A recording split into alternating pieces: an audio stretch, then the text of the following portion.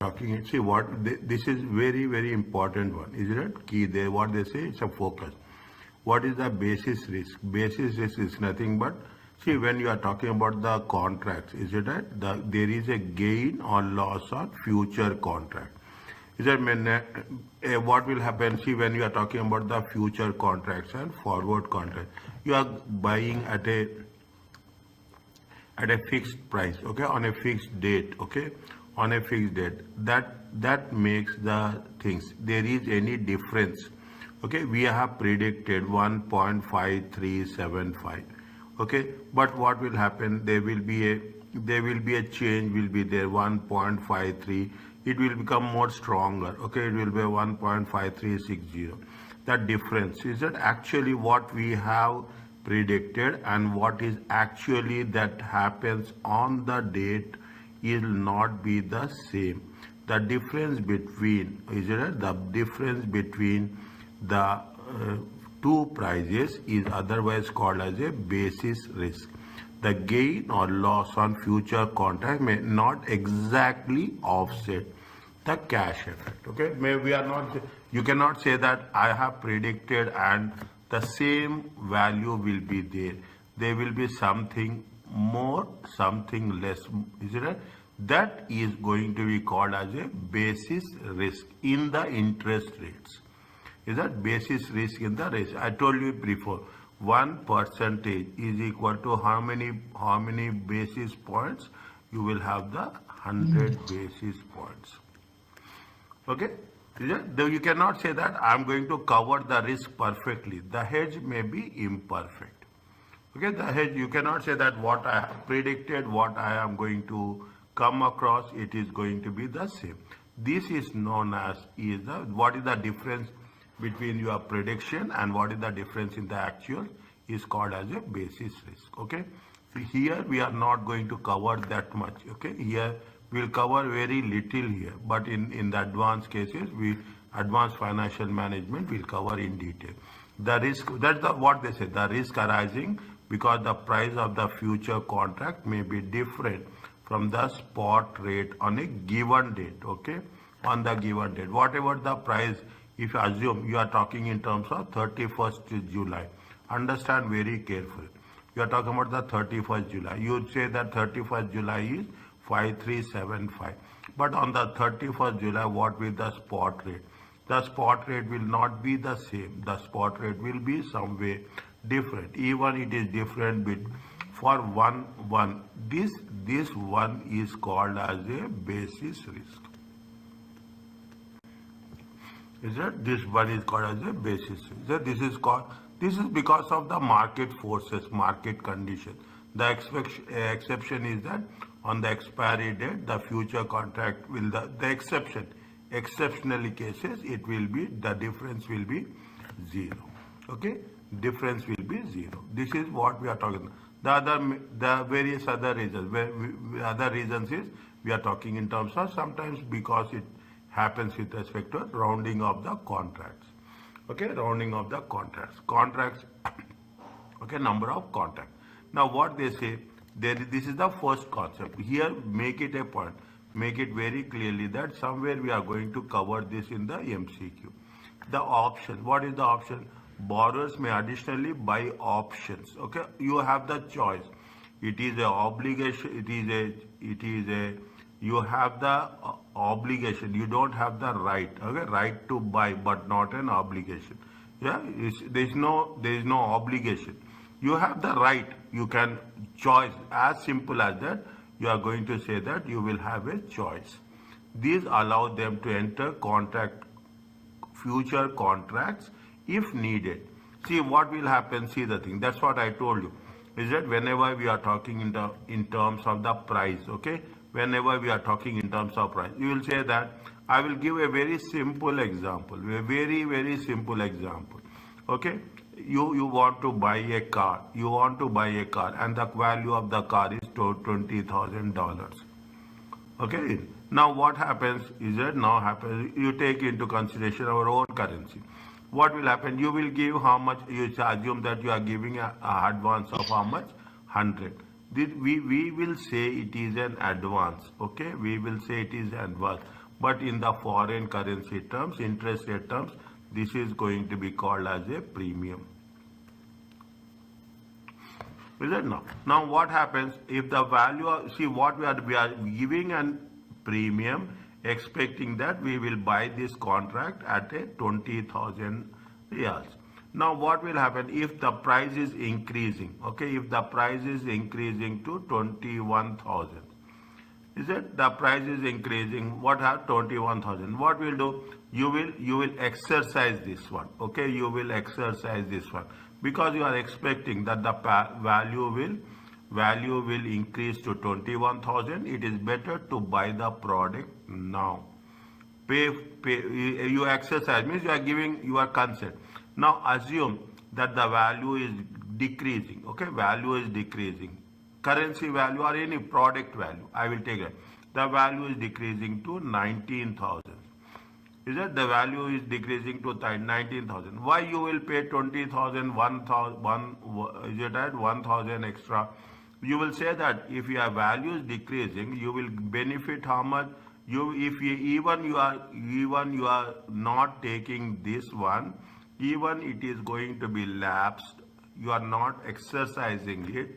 Is it that very clearly not exercising? Okay, what will happen? Fine, you will say that okay, I will leave 100. It doesn't make any difference. Maximum, I will lose how much? Maximum, is it right? I will lose 100, but I will gain how much? I will gain 900.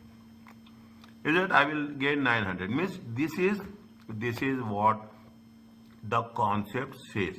Understand what? You are giving a premium. Yes. If the price is increasing, you will exercise it. If the price is going to decrease it, you will lose premium. Fine, that is not a big thing. But premium amount will be very, very less compared to the contract value. Okay, compared to the contract value. Okay, you will have that thing. Now, what will happen? The same thing. Is it right? If you take into consideration, this is going to be called as a cap. Is it right? This is going to be called as a floor. Okay, this is going to be called as a cap. The higher value is going to be called as a cap. This is called as a floor. Okay, what they say, interest rate caps. Okay, you have the floors and you have the collars. Here we are covering technically the basic fundamental concepts. Okay, borrowers or investors can use options to maximize the rates. Is that you will say that yes, I am going to take the, now you take the rate of interest. Rate of interest is 3%. Is that you will make sure that my ability is to pay 3.5%. Fine, if I am taking the loan, okay, if I am taking the loan, I will say, if I am making a deposit, okay, I will not make a deposit less than 2.5%. You will fix, you will plan, you will keep it that in mind. Okay, how much is the maximum and minimum rates? Okay, how much is the maximum? The borrowers or investors use interest rate to maximum or minimum rates of the range. Okay, range. A interest rate cap is where the it is the maximum rate. Okay, if you are showing this is the cap. This is the maximum rate. Okay, this is the maximum rate that they will do. Usually useful for whom? Useful for the borrowers. Is it useful for the borrowers? You are borrowing. You will say that I will borrow maximum 3.5. More than that, I will not. You are going to have a contract. By interest rate floor, by name itself, see, if the interest rate is lower, the option will allow to lapse. Is that if the interest is lower, fine. Is that you will forego it. Okay, you will is that now interest rate floor is the minimum rate. Is that this is what we are talking about, the minimum rate. Okay, this is where we are talking in terms of the minimum rate. Okay, use for whom? It is useful for the investors. It is useful for whom? It is useful for the depositors. Is it? It is useful for the curve. That is what we are saying. We have a cap, we have a floor. Okay? You have a cap, you have a floor. What they say is, what is the collar? Collar is nothing but this is, if you take into consideration the upper and the range, the complete range, it is going to be called as a collar. A borrower will buy a cap, maximum rate, or set a floor. If the interest rate fall, it will not get no benefit from the cap. Getting my point? Very interesting. I can say very, very challenging also. Is that the most, if in the examination, that if there is a difficult section will be there, and that difficult section will be a risk management. Is that it's not only that, in professional also, it is very few people will have this. Okay, now you understand what is the concept of a cap, what is the concept of a floor, and what is the concept of a collar. Is it? Now what we are doing, we are talking about the swaps. Okay, we are talking in terms of the swaps. What is the, it is an agreement. See the thing, what happens usually. Now we are talking in terms of, it is little bit theory, but it is very, very important. You are talking in terms of multinational corporation, MNCs. Okay, multinational corporation. You are here, is it right? You are in USA. Okay, and somebody there in UK. Now what happens, the rate of interest in US is different. Is it? Assume it is going to be 3.5%. The rate of interest in UK is going to be 3%. Okay, now what happens, you see a company operating in US, is it that wants to take loan in UK? Is it, or a company operating in UK, take like that, a company operating in UK, they want to take in US. How much is there? It is going to be 3.5. Okay, now what they will do, they will not borrow from other countries. These people will borrow from the within the country. These people will borrow within the country, and ultimately what we'll do, they will swap. Swap is nothing but they will exchange the values.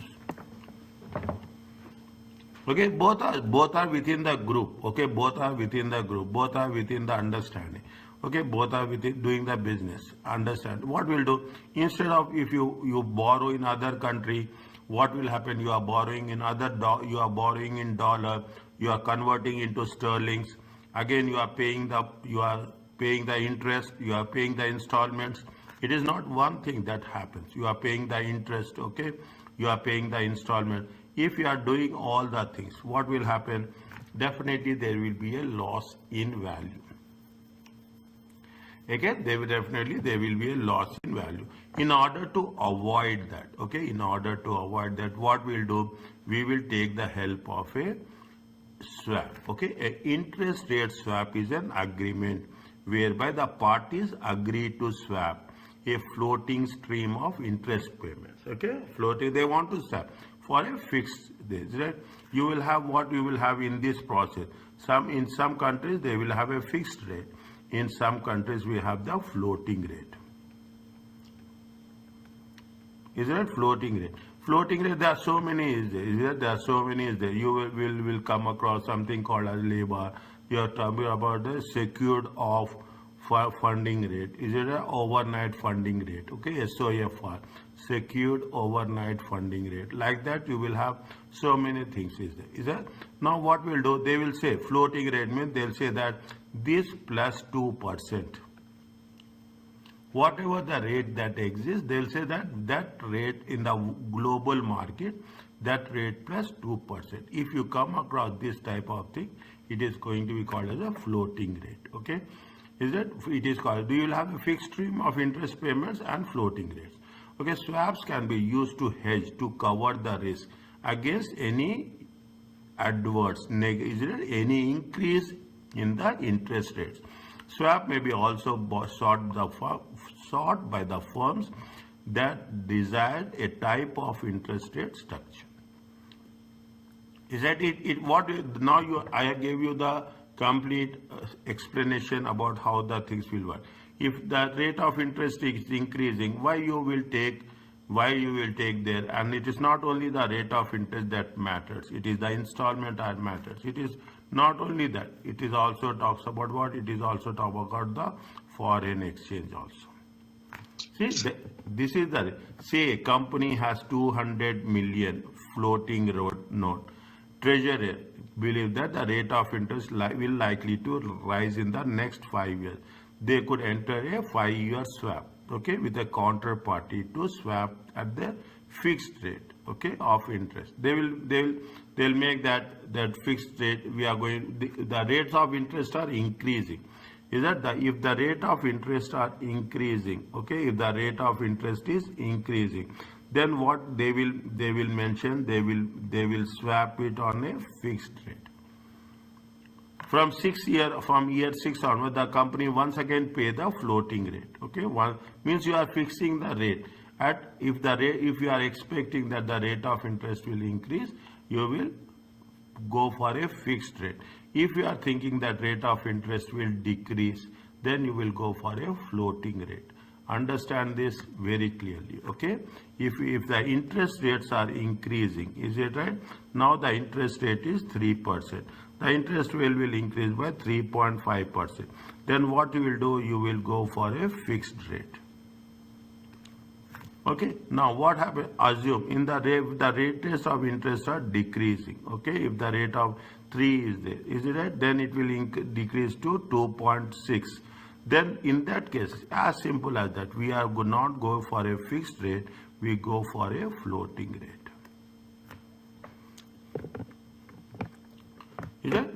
This may be cheaper than paying this may be cheap. We are going for a floating rate of interest. Okay, that's what it is. In addition to basic swap, counterparties were also agreed to swap amount of debt in for different currencies. This is the most important thing when you are talking in terms of the currencies. Currency values will increase or decrease, rate of interest will increase or decrease. In here, there are only two concepts are there. The concept is with respect to forex, foreign exchange, and the concept is with respect to rate of interest rates. Is that if you are dealing with the different currencies, then it is going to be identified as a currency swap. Okay, it is going to be called as a currency. Now, I will tell you one thing. Is that if you are interested, okay, you will have these type of articles will be there. This is where it says, okay, almost if you take into consideration, this is related to exam fundamentals, exam study resources. See, this is one of the technique of ACCA. People will not study this. Okay, people say that why we will cover the notes, we'll do the calculations, fine. But these are very, very important. Is it? If you go to the website and you study this thing, this makes the real difference. Is it right? It makes the real difference in our understanding. And in the examination, keep it in mind, directly or indirectly, there are so many articles are there. It will be given for 5 to 10 marks, somewhere related to this. Somewhere related. People who study technical articles, they will score exceptionally good marks.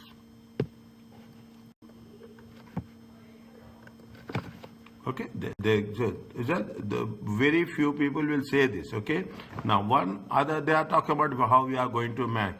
They talk about the cash flow matching. Okay, this is only this is for the part of the reading material.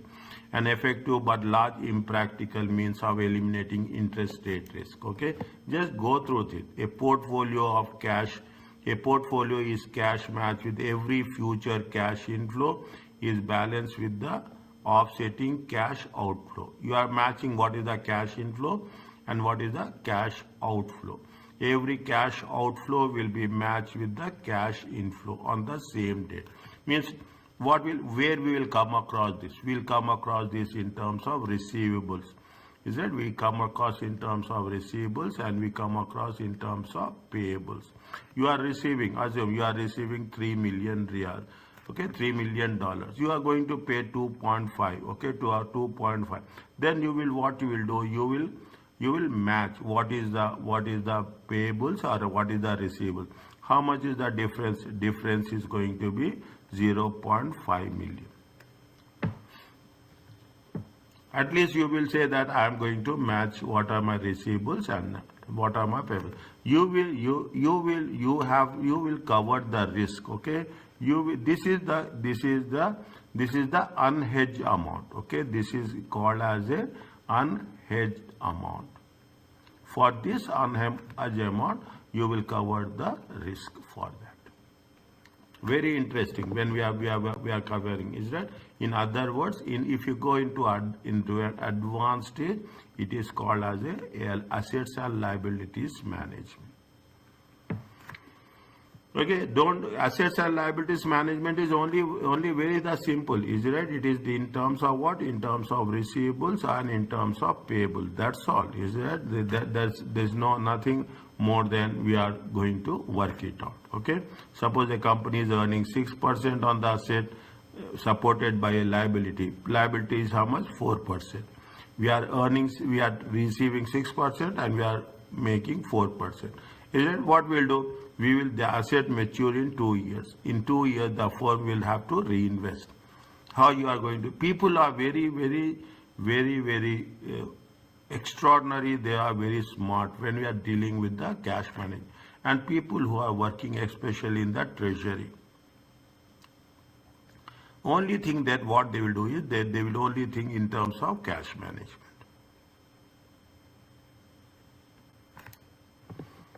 Is it? No. To avoid this, company attempts to match the duration of the assets. I mean, they are matching in 3 months' time how much you will receive, in 3 months' time how much you are going to pay. Is it? So that they should not have any loss with respect to the foreign exchange or any loss, minimizing the loss. I will not say that. They want to there will be a risk will be there. If you are doing this, if you are using this process, only thing what is happening is we are minimizing the risk.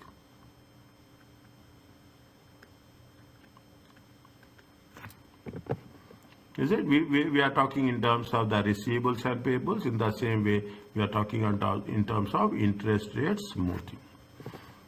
Okay, interest rate swimming. Are you clear about this? This is the one which we are going to work it out. Are you clear about this?